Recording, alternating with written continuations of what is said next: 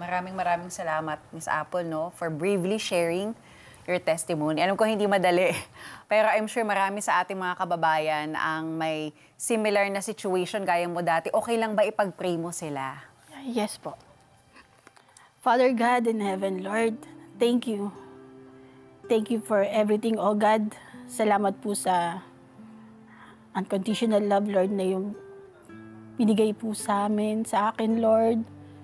Hindi man po ako karapat-dapat, Ama, pero hindi niyo po ako, Lord, hinayaan na magpatuloy, Lord, sa kasalanan na ginagawa ko, Lord, na hindi po kalugod-lugod sa inyo.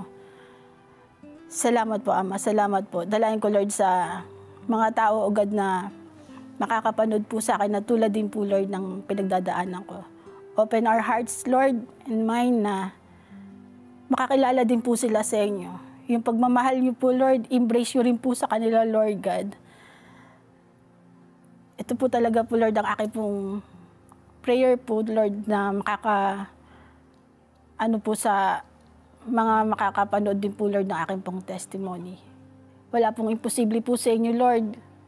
Dalayan ko, Lord, na hipuin niyo din po sila. Tulad din po ng paghipo niyo po sa akin. Lord, aking samad dalangin naman, in Jesus' name. Pray. Amen, Lord. Amen. Amen.